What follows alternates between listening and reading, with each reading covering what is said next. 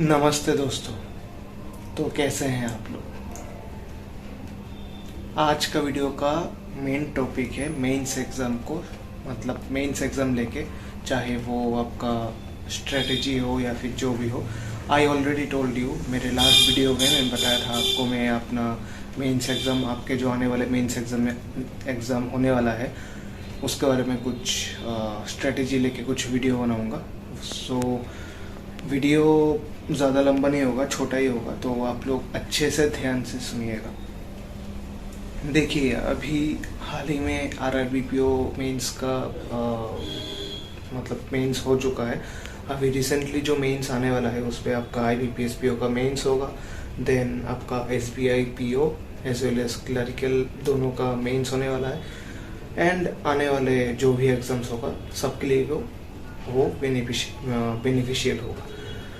सो देखिए, mains exam के लिए जो इम्पोर्टेंट है वो है एक्यूरेसी। ध्यान से सुनिएगा। It's not about you speed कि आप बहुत सारे अटेम्प्ट कर रहे हैं। अटेम्प्ट कीजिए बट विथ एक्यूरेसी होना चाहिए। मान लीजिए आपका क्वांट का पेपर है और उसमें से आपका फॉर एग्जांपल चाहे वो आईबीपीएस पीओ हो या फिर एसबीआई पीओ हो, उस पर आपका 40 क्वेश्चन आता है if I am not wrong. और अगर आरआरबी का एग्ज़ाम होता है देन आपका मोस्ट प्रोबेबली 40 ही रहता है। इवन आईबीपीएस क्लर्क और एसबीआई क्लर्क में भी 40 क्वेश्चन ही रहते हैं। मेन इम्पोर्टेंट है आपको क्वेश्चन पैटर्न समझ में आना चाहिए, कैसे अटेम्प्ट करना है वो आपको अच्छे से प्रैक्टिस करना पड़ेगा, तभी आ पाएगा। आप different kind of mock test दीजिए, उससे आपको आ जाएगा। या फिर आप कोई भी अगर कोचिंग ज्वाइन करना चाहते हैं पेड वाला कर सकते हैं, या फिर फ्री में भी आपको बहुत सारे मिल जाएगा, चाहे वो यूट्यूब हो या फिर कोई भी टीचर से आप पढ़ सकते हैं जिनसे आपको समझ में आए।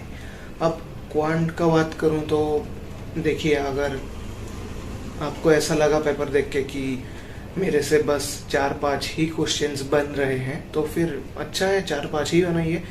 और क्या है ना, देखिएगा बहुत सारे ऐसे क्वेश्चंस भी है, चाहे वो आईबीपीएस क्लर्क हो, पीओ हो, एसबीआई पीओ हो, क्लर्क हो, क्या होता है 2 मार्क का क्वेश्चन रहता है, उसको पकड़िएगा। You have to attempt those kind of 2 mark question, because ऐसा भी होता है, मान लीजिए 2 मार्क का 2-2 हो गए या फिर 1 मार्क का 1-1 हो गए, तो यहाँ पे 6 मार्क हो गए एंड एवरीथिंग इज करेक्ट, तो आपका क्या होगा, सेक्शनल क्लियर हो जाएगा। और एसबीआई एग्जाम में तो सेक्शनल है ही नहीं, उससे तो बढ़िया कुछ है ही नहीं। तो ये एक स्ट्रेटेजी आप बना सकते हैं। क्वांट का बात करो तो आप रीजनिंग का बात करूँ तो रीजनिंग पे अगर आप, जैसे मैं रीजनिंग पे थोड़ा बहुत अच्छा था तो मुझे दिक्कत नहीं होता था। मैं ऑलमोस्ट चाहे पीओ हो या फिर क्लर्क हो, आरआरबी पीओ को छोड़ के मैं ऑलमोस्ट 15+ अटेम्प्ट मेरे हो जाता था, ऑलमोस्ट 15+। तो आपको अगर आता है तो हो जाएगा, 12 से 15 तो हो ही जाएगा। उससे कम होता है तो दिक्कत की बात नहीं है। आप दूसरे जो अदर सेक्शन है लाइक इंग्लिश या फिर जीए वाला, उससे आपको निकलना पड़ेगा। अब रीजनिंग पे जो मिसलेनियस टॉपिक है ना मेंस के लिए, उस पर ध्यान दीजिएगा। ऐसा नहीं है कि पजल लेके बैठा हूँ तो उसको कर रहा हूँ, लेकिन बाद में अगर फंस गए ना तो तब दिक्कत होगा। अब मिसलेनियस टॉपिक मान लीजिए मशीन इनपुट आउटपुट आ गया, कोडिंग डिकोडिंग आया है, या फिर और भी अदर टॉपिक है, अगर वो बना लेते हैं तो बहुत अच्छी बात है। आपको ऑलमोस्ट मान लीजिए 7-8 हो गया, आप पजल को पकड़िए। There would be one kind of puzzle, at least एक तो होगा ही जो डुएबल होगा। अगर पीओ मेंस का बात करो, और क्लरिकल में अगर पेपर बहुत ज़्यादा डिफिकल्ट भी आता है तब भी आपको 1-2 मिल ही जाएगा, आप डुएबल हो। जैसे मैं जब 2 साल पहले एसबीआई पीओ का मेंस दिया था, उसमें एक बॉक्स पजल था आया था, वो देख के ही मुझे लगा था वो डुएबल है।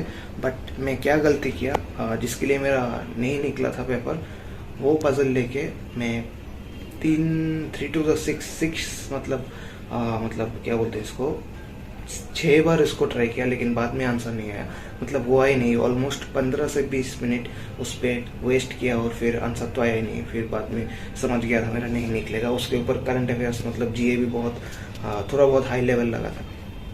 तो रीजनिंग पे आप लोग मिसलेनियस पे ज़्यादा ध्यान दीजिए एंड देन डुएबल पजल को कीजिए। आपको जब आप लोग प्रैक्टिस करते हैं, मेंस का मॉक टेस्ट देते हैं, तब आप लोगों को समझ में आ जाएगा कि कौन सा डुएबल है, कौन सा करना है, कौन सा नहीं करना है। मेंस एग्जाम में बहुत ज़्यादा इंपॉर्टेंट है कि कौन सा आपको स्किप करना चाहिए, क्योंकि अगर ऐसा नहीं है कि मतलब छोटा है, आप लोग समझ गए कि अरे ये तो छोटा है मैं कर लूँगा, लेकिन बाद में इसमें फंस जाएंगे। और एक चीज़ होता है ऐसा कि मान लीजिए बहुत बड़ा क्वेश्चन है, लेकिन कभी कभार वो भी डुएबल होता है। ऐसा मेंस एग्जाम में होगा, तो हो सकता है एक पजल दिख गया, वो बहुत बड़ा है लेकिन हो सकता है आप फिगर आउट कर ले, है ना। तो वो आपको ध्यान देना पड़ेगा उसके ऊपर। नेक्स्ट टॉपिक आता है इंग्लिश। जीए को लेके मैं लास्ट में बात करूँगा। अगर इंग्लिश में आप क्या है, आप देखिए, चाहे वो मेंस हो या फिर प्रीलिम्स हो, जो इम्पोर्टेंट है वो है आपको आपका रीडिंग हैबिट ज़्यादा होना चाहिए। क्योंकि इंग्लिश में मेंस का बात करूँ तो मैक्सिमम क्वेश्चन आपका वही आता है कि सब reading based on reading every question should be there, like reading comprehension type का ही रहेगा। आपको कंप्रिहेंड करना पड़ेगा, उसके लिए आपको ज़्यादा ग्रामेटिकल नॉलेज ऐसा नहीं है कि होना चाहिए। तो आप रीडिंग के ऊपर ज़्यादा ध्यान दीजिए, आपको जो अच्छा लगे पढ़िए। If you like to read newspaper then do that. If you don't like तो आपको कुछ आप कुछ बुक्स, चाहे वो फ्रिक्शनल हो नॉन फिक्शनल हो, कुछ भी आप पढ़ सकते हैं, ऐसा कुछ दिक्कत की बात नहीं। आप इंग्लिश पे एक्यूरेसी रहना थोड़ा बहुत इंपॉर्टेंट है कि नहीं। हम सेइंग मेंस में ऐसा नहीं कीजिएगा कि 40 में से 30 कर रहा हूँ फिर बहुत ज़्यादा गलत हो रहा है। पेपर के हिसाब से अगर आपको आता होगा तो अब तो आता ही होगा ना, ऐसा नहीं है। आप 30 में भी बनाएंगे आपको 25-26 मिल ही जाएगा, मतलब अगर 1-2 गलत होता है। इंग्लिश में वही इंपॉर्टेंट है, रीडिंग हैबिट रखिए, that is important. Again I am saying, mock test दीजिए, आपको आ जाएगा। अब जीए का बात करूँ, जीए में जो देखिए, अब आज से 2-3 साल पहले ऐसा पैटर्न था कि डायरेक्ट क्वेश्चन आता था एग्जाम में कि what is the national park, ये सब वगैरह। आजकल के टाइम में वो सब बिल्कुल भी नहीं आता। When it comes to SBI पे उसमें तो आता ही नहीं है, एकदम सीरियसली बता रहा हूँ। और अभी जो हाल ही में आरआरबी पीओ मेंस हुआ है ना, उसमें भी पैटर्न चेंज हो चुका है। हालांकि मैं तो नहीं दिया, लेकिन मेरे जो दोस्त दिया है उसने बताया। इनफैक्ट बहुत कम ऐसा डायरेक्ट क्वेश्चन आता है, तो आपको डीप में पढ़ना होगा। देखिए, डायरेक्ट ऐसा नहीं है कि बिल्कुल भी नहीं आता है।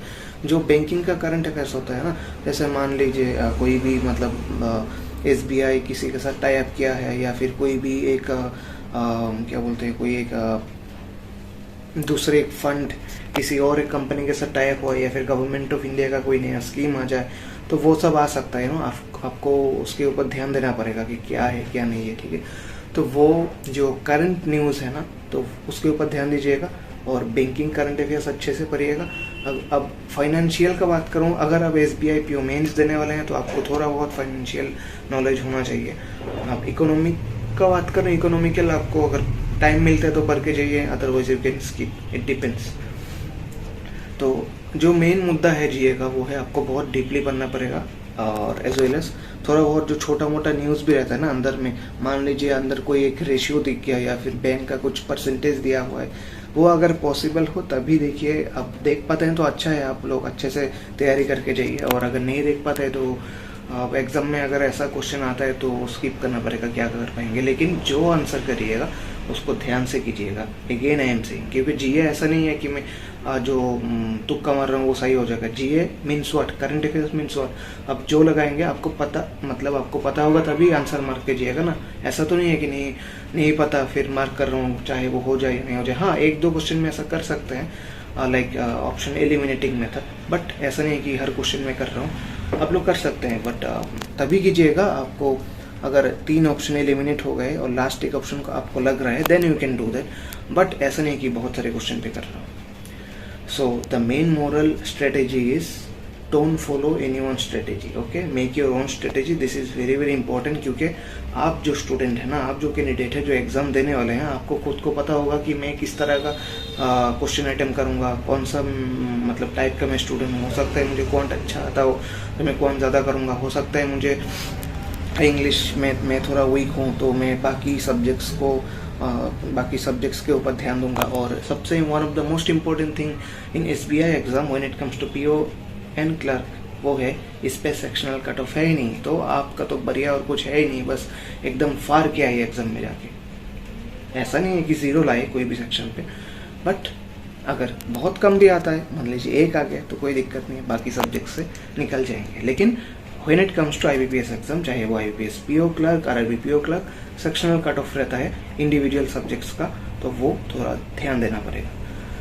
तो आज का वीडियो का जो मतलब मेन जो फंडा था यही है। और अगर मॉक टेस्ट को लेकर बात करूं, देखिए आपको मनपसंद कोई भी उठपटंग मत लीजिएगा। मैं अपना टाइम बताऊं, मैं नाम लेना बिल्कुल पसंद करूंगा। मैं प्रैक्टिस मॉक दिया था, पॉलीबोट ट्राई किया था, मतलब मेरे दोस्त के अकाउंट से, मेरा खुद का नहीं था। और दूसरा जो था वो है स्मार्ट किडा टेस्ट जोन। तो आप इन तीनों में से किसी भी को ले सकते हैं, प्रैक्टिस मॉक, पॉलीबोट, स्मार्ट किडा टेस्ट जोन। अगर तीनों लेना चाहते हैं तो आपका इच्छा है, नहीं तो आप एक भी लेके प्रैक्टिस कर सकते हैं। और अगर कौन से टीचर को फॉलो करूँगा अगर वो पूछते हैं ना, तो वो तो मतलब नाम मेंशन करना थोड़ा बहुत मुश्किल है, क्योंकि ऐसा नहीं है कि कुछ बायस है, बट स्टिल अगर मैं नहीं, चलिए छोड़िए, दूसरी वीडियो में बताऊंगा, इस पे नहीं, ठीक है, क्योंकि इस पे मैं ऐसा टॉपिक का नाम ही है मेंस एग्जाम का स्ट्रेटेजी लेके, तो इस पे ऐसा नहीं बताऊंगा। बट आपको मतलब जिस टीचर से पढ़ के समझ में आता है उससे फॉलो कीजिएगा, आपको मिल जाएगा। I was eagerly waiting to, मतलब बहुत happily I was waiting to tell their names, but मतलब दूसरे एक वीडियो बनाऊंगा, उसमें बताऊंगा, इस पे नहीं, ठीक है। तो मेंस एग्जाम अच्छे से दीजिए। टुमारो, कल है दिवाली, आज है छोटी दिवाली, कल है बड़ी दिवाली, तो दिवाली का विश एडवांस में कर रहा हूँ। बट टुमारो, कल एक दिवाली लेके एक वीडियो लाऊंगा। तो मिलते हैं नेक्स्ट वीडियो में। आप लोग अच्छे से प्रैक्टिस कीजिए, जिनका IBPS PO मेंस है, फिर बाकी जो भी मेंस आने वाला है। हाँ, RRB PO का इंटरव्यू भी है नवंबर 14 तारीख से, if I am not wrong, तो उसका भी अच्छे से तैयारी कीजिए। अगर आपको लगता है इस बार कट ऑफ बहुत ज़्यादा गया है, तो अगर आपको लगता है कि मेरे मोस्ट प्रोबेबली कट ऑफ से सिर्फ 2-3 एक नंबर ज़्यादा होगा या फिर 5, तो इंटरव्यू के लिए अच्छे से तैयारी कीजिए। So good night, take care everyone, मिलते हैं अगले वीडियो में, ठीक है, बाय। और मेरे चैनल को सब्सक्राइब कर दीजिएगा, ये बोलना भूल गया, दिस इज़ मैंडेटरी ऑल्सो, ठीक है। तो मिलते हैं अगले वीडियो में, टेक केयर।